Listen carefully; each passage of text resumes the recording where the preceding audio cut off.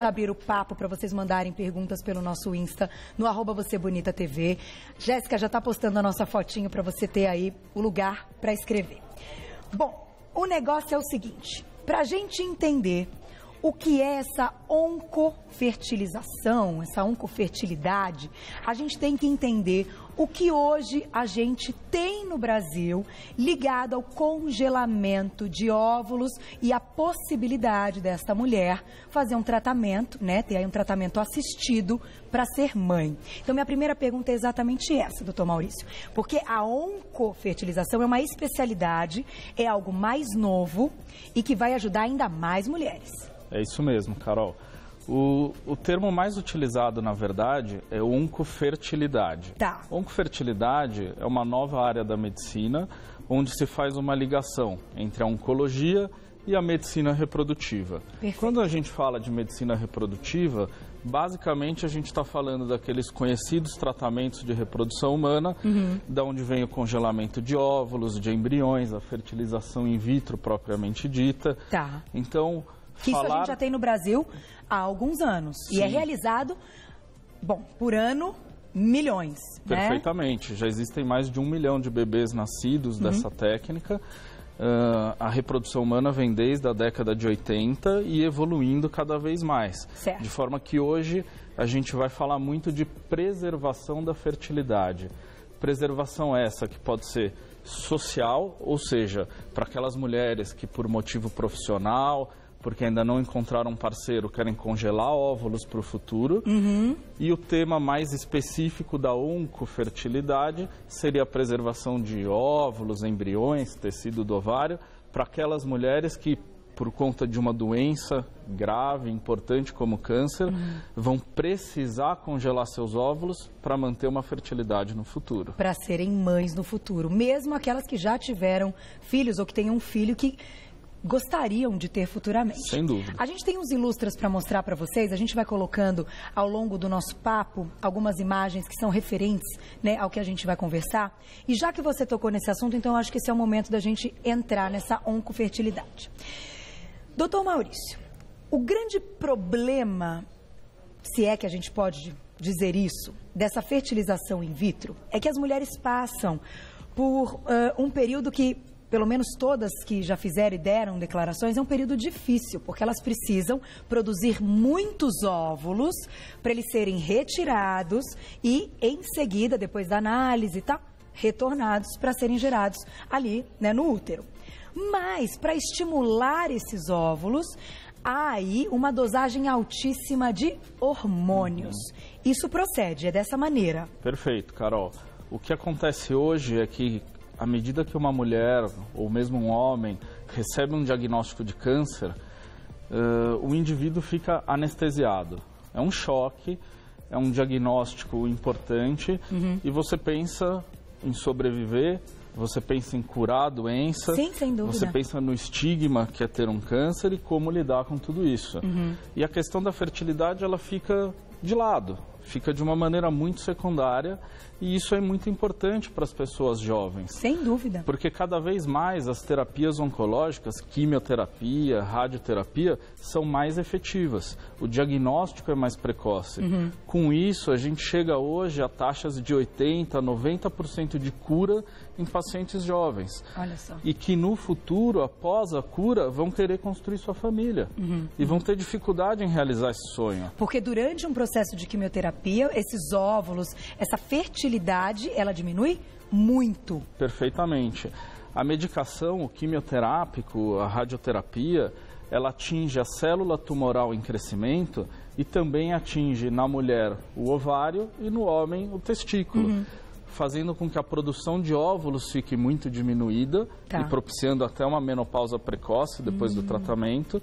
E para os homens também, uma diminuição na produção de espermatozoides. Então esse é um efeito colateral desse tratamento que hoje é cada vez mais eficaz. E que a gente tem notado que mulheres muito jovens têm sido diagnosticadas com câncer, principalmente câncer de mama. Sem dúvida. Né? Que a gente teve há pouco tempo aí o Outubro Rosa, que a gente falou muito a respeito disso e que, de fato, muitas mulheres jovens. Só que existe um problema. Como que você pode dar para essa mulher, então, que foi diagnosticada com o câncer, ela precisa da quimioterapia, inclusive muitas com urgência, porque dizem que o quanto antes é o melhor. Só que para você congelar os seus óvulos, você precisa estimular com hormônio. E o hormônio a gente sabe que piora o tumor, piora o câncer. Como que vocês conseguem, então, hoje fazer isso, tendo o estímulo, tendo esses óvulos sem o hormônio? É possível?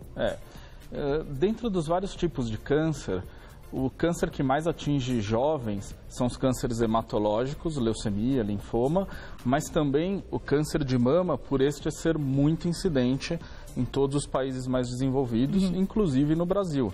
Então, o número é muito alto, Carol. Cada vez mais eu atendo pacientes mais jovens com câncer de mama. Olha só, gente. E o câncer de mama, por ser um câncer ligado aos hormônios, um câncer que a gente diz hormônio dependente, quando você fala para uma mulher com câncer de mama, olha, vamos te dar um montão de hormônios, vamos conseguir um montão de óvulos e vamos congelar esses óvulos, ela levanta a sobrancelha e se arrepia. Sai correndo, fala nem pensar. Então, o que a gente tem hoje, na verdade, é um método muito seguro de fazer isso, que enquanto eu dou esses hormônios para estimular essa superovulação e ter a possibilidade de congelar vários óvulos de uma única vez, eu dou em concomitância uma outra droga que bloqueia a produção hormonal. E isso é muito interessante, porque torna essa indução da ovulação 100% segura.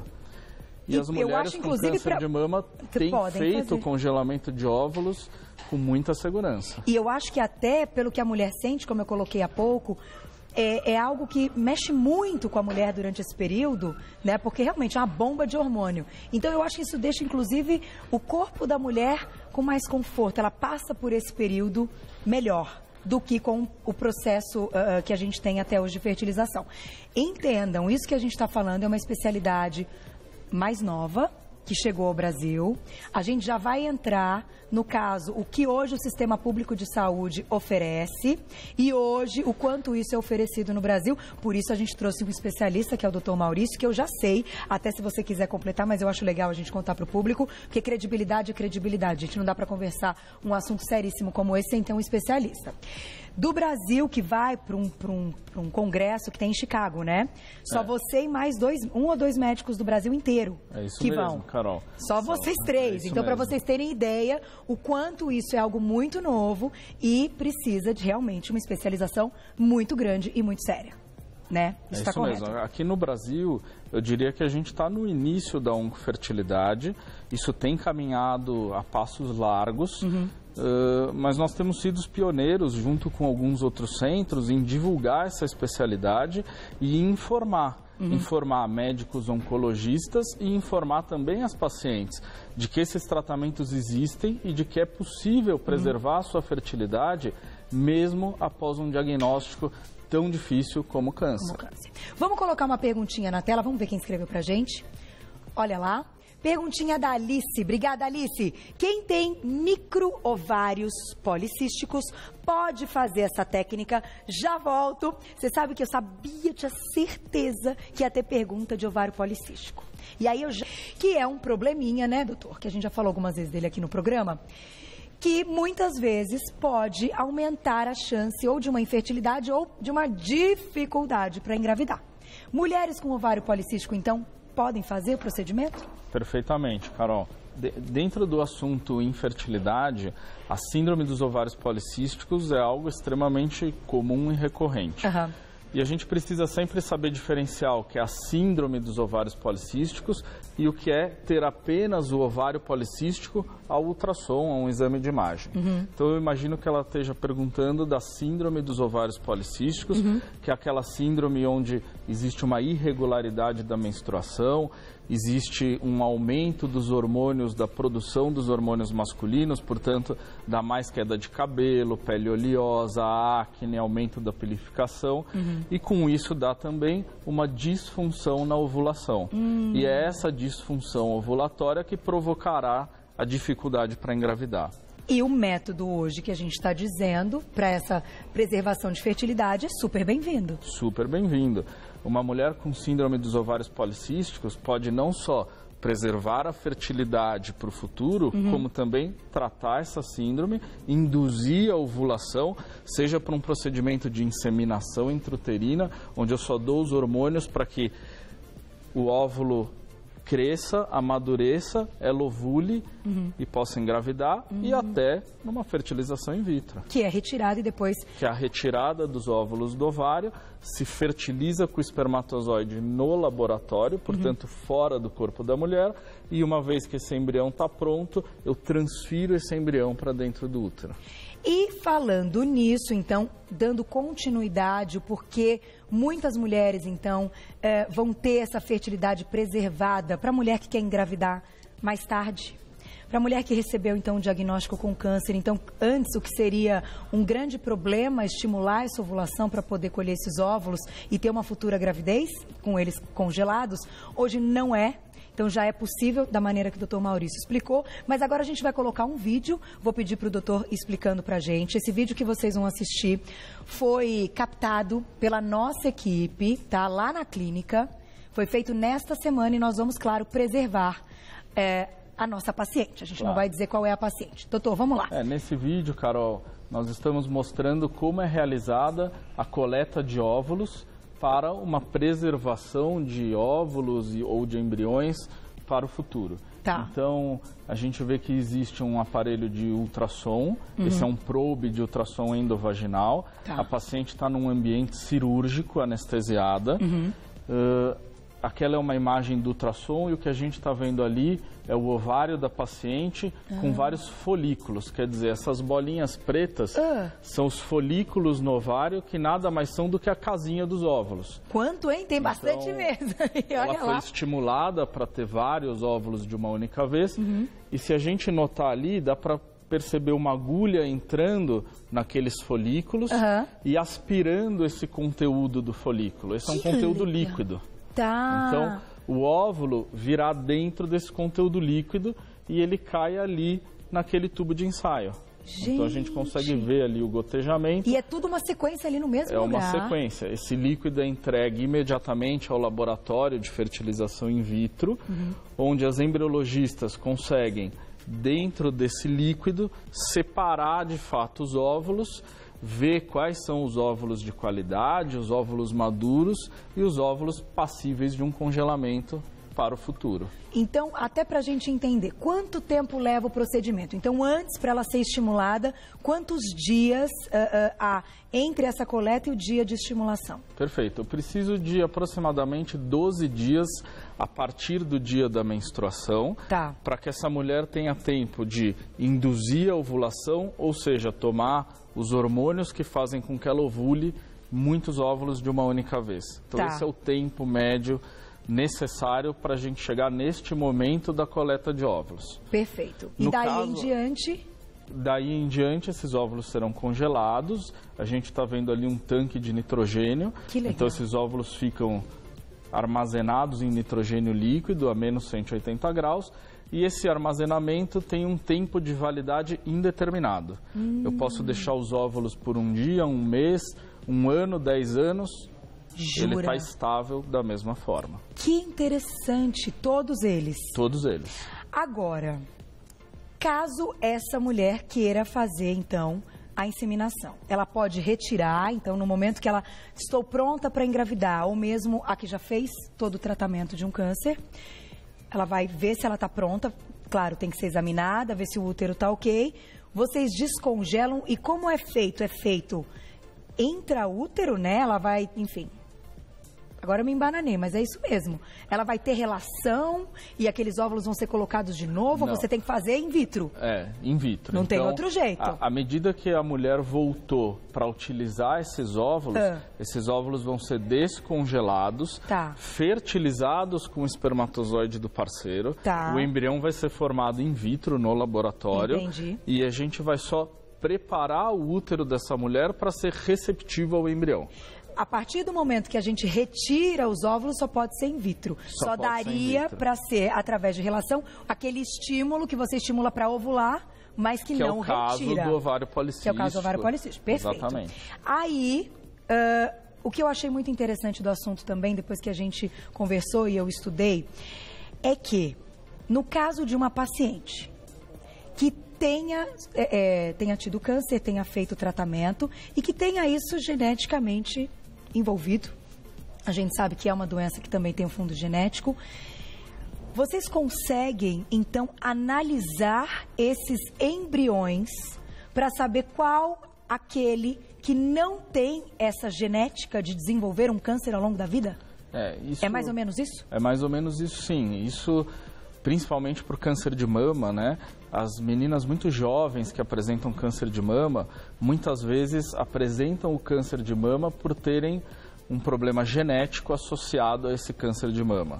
O que é mais comum são mutações em 2 genes muito conhecidos, o BRCA1 e BRCA2, e uma vez que ela tenha de fato essa mutação, é possível que no futuro, quando ela retorne para utilizar esses óvulos e nós formemos aqueles embriões, a gente pode analisar naqueles embriões formados se eles também têm a mesma mutação. Olha só. Porque é claro que essa mulher que passou por um câncer de mama não quer que a filha dela passe pelo mesmo. Sem dúvida. Então é possível arrepia, analisar no embrião esses genes. E aí, claro, vocês vão escolher os embriões que não são portadores do gene causador do câncer de mama. Gente, isso é fantástico. Arrepia isso assim, né? Vocês que estão ouvindo, hein, Fuzi? Você aí do Switcher é um assunto que arrepia, mas eu achei extremamente positivo. Imagina quantas mulheres estão assistindo a gente, receberam um diagnóstico e não quiseram fazer esse congelamento pelo turbilhão de hormônios, enfim, e que hoje você explicou que é possível bloquear esse aumento do tumor, esse aumento do câncer, mas ainda assim conseguir congelar esses óvulos. Agora, falando um pouquinho do sistema público de saúde, o que a gente tem hoje, doutor? O sistema público de saúde, como em praticamente todas as áreas da medicina, anda um pouco atrás das inovações, né? Então, quando a gente fala de fertilização in vitro, reprodução assistida, são tratamentos relativamente caros, que dependem de muita tecnologia e que não estão disponíveis em muitos centros do SUS. Existem centros universitários de melhor aparelhamento que já fazem fertilização in vitro, mas muito poucos deles estão relacionados de fato a um tratamento custeado pelo governo, custeado pelo SUS. Então, em São Paulo, por exemplo, que é um grande centro, basicamente nós só temos 2 centros em que a paciente pode fazer um tratamento custeado pelo governo e, obviamente, pela quantidade de mulheres que necessitam dessas técnicas, a fila é muito grande, a dificuldade de acesso é também muito grande. Olha só. Em São Paulo, nós temos um hospital de referência que faz um tratamento para pacientes com câncer e, principalmente, nesse caso, para pacientes com câncer de mama, e congela os seus óvulos. Mas é um centro único praticamente no Brasil, então também tem muita precisamos demanda. Evoluir muito ainda nessa questão. Eu quis tocar nesse assunto porque eu sei que é uma pergunta aí sempre que a gente deve fazer, que a gente tem que saber, mas olha o quanto a gente ainda tem que cobrar do governo. É fato isso, do investimento para coisas tão importantes, que é isso que a gente quer, que a saúde, que a gente tem essas... todas essas boas notícias e, claro, essa esperança para todas as mulheres, não é verdade? Então, eu acho que é importante a gente saber onde a gente também está errando. A nossa cobrança ainda está muito longe, a gente precisa melhorar e muito essa saúde. Agora, dá para a gente dizer, doutor, o quanto os resultados positivos desses óvulos congelados, depois de tantos anos, se isso pode diminuir a chance dessa gravidez ir para frente? Hoje...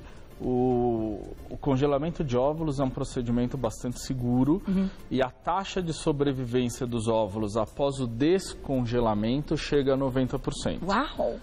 Fantástico. Isso não quer dizer que ela tenha 90% de chance de gravidez. Esse óvulo ainda precisa ser fertilizado, formar um embrião e esse embrião precisa implantar, nidar no útero. Então, vamos colocar as imagens. A gente tem foto do congelamento e do embrião que você está dizendo. A gente tem uma foto até interessante. Vamos colocar a chance desse embrião, de fato, implantar, ela é por volta de 50%. Mas depende muito da idade da mulher na época do congelamento de óvulos. Isso também é um fator importante. Esse é o mais importante. Quanto mais nova a mulher na época em que congelou os óvulos, maior a sua chance no futuro. Se uma mulher congela óvulos aos 30 anos, e volta para reimplantar um embrião aos 45, a chance de gravidez dessa mulher é a chance que ela tinha lá nos 30 anos. Uau! Quem manda na chance de gravidez é o óvulo. O quão jovem esse óvulo está. Perfeitamente. Para a gravidez. Que bacana. No caso da infertilidade masculina, também é possível? Também. Para os homens, na verdade, acaba sendo até mais fácil. Porque uma vez que um homem, vamos falar de novo do caso oncológico, é diagnosticado com câncer, ele em 4, 5 dias consegue fazer 2, 3 coletas de sêmen e armazenar seus espermatozoides. É mais simples, é mais rápido e é mais barato. Tá. Então, nesse aspecto, os homens têm alguma vantagem. Isso também é importante, que num casal, se o homem também Perfeito. tem o diagnóstico, né? É muito comum em homens jovens o câncer de testículo, por exemplo. Então, sim, esses homens devem congelar o sêmen antes da cirurgia testicular, da químio, da radioterapia. Agora, o homem congelar o sêmen para o futuro, como a mulher faz para os óvulos, já é menos necessário. Porque o homem, mesmo com mais idade, 40, 45 anos, ele continua com uma produção seminal muito boa. Entendi. A cada 3 meses, o homem renova toda a sua produção de espermatozoides. Olha só, ele está sempre jovem. Enquanto a mulher nasce com aqueles óvulos e vai gastando esses óvulos ao longo da vida. Olha Por só. isso os óvulos vão, entre aspas, envelhecendo. Entendi. E por isso, quanto mais novos eles são, maior a chance de ter um bom embrião e maior a chance de gravidez no futuro. Fantástico. Então, para os homens, é no caso de, do diagnóstico de um câncer e ter que passar por uma quimioterapia. Sim. Para as mulheres já é bem mais amplo, né?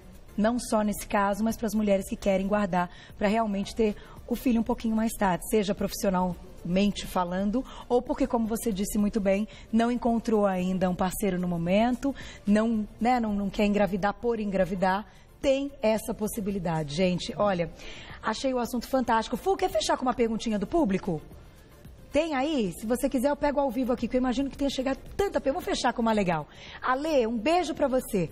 A mulher na menopausa precoce pode passar pelo tratamento? Poxa vida, excelente pergunta. A gente falou de menopausa precoce outro dia. A mulher com menopausa precoce, o que significa menopausa precoce? Significa que ela não produz mais óvulos. Então, para que ela passe por um tratamento de fertilização in vitro, de reprodução humana, qualquer um que seja, ela precisaria ainda produzir os seus óvulos. Se já tiver acabado, então, não dá. Se a mulher está em menopausa precoce, o único tratamento disponível hoje dentro da reprodução humana é o programa de ovodoação.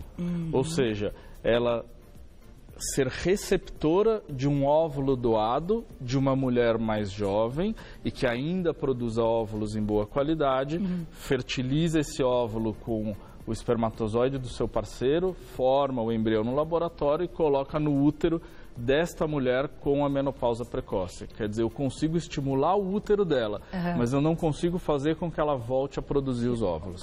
E esse lance aí da doação de óvulos é um assunto muito interessante, é um assunto polêmico, mas eu acho interessantíssimo e é liberado no Brasil. Sim, né? No Brasil é liberado, existe um modo de doação de óvulos que é chamado de doação compartilhada. Então, mulheres que estão em tratamento para infertilidade e que produzem muitos óvulos podem doar parte desses óvulos para uma mulher em menopausa precoce. Isso é possível no Brasil, é legal. Agora, como a gente descobriu na pauta outro dia, o fundo dessa menopausa precoce também pode ser genético. Então, se tem alguém na família que teve, você pode se adiantar, não esperar chegar ou ver se isso vai acontecer com você e já congelar. Isso é muito importante, porque se a sua mãe teve menopausa precoce, você precisa passar por um check-up da fertilidade.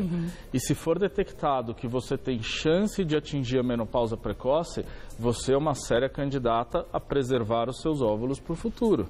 É verdade. Que maravilha, doutor Maurício. Parabéns, muito obrigada. Hoje a gente conversou com ele, que é especialista nessa oncofertilidade e também ginecologista, doutor Maurício Cheim. Eu vou deixar aqui um agradecimento ao grupo, como se pronuncia? Huntington. Huntington. Vou soletrar para vocês. HUNTINGTON. Grupo Huntington. E vou deixar o telefone de lá, que é o 30596100. E o Insta do doutor, que é o @MAU de Maurício, então Mau Shein, CHEHIN, @malshein, tudo junto. Quem quiser, tirem todas as dúvidas. Muito obrigada. Vai ser um prazer. Por ter Obrigado, vindo. Carol. E sempre no final da pauta eu ótimo. conto. Dr. Maurício é amigo de Dr. Domingos, estudaram juntos, e aí por isso que a gente se conheceu também, enfim. E eu achei o assunto interessantíssimo. Falei, precisamos levar essa informação a todo o público do Você Bonita. Muito obrigada, e eu saio feliz e esperançosa que muitas mulheres garantam aí seus bebês, né, e essa experiência de ser mãe. Aliás, um beijo para sua esposa, para o seu filho lindo. Obrigado. Que parece com o meu, né? Muito loiríssimo, parecido. loiríssimo. Obrigada, até Obrigado. a próxima.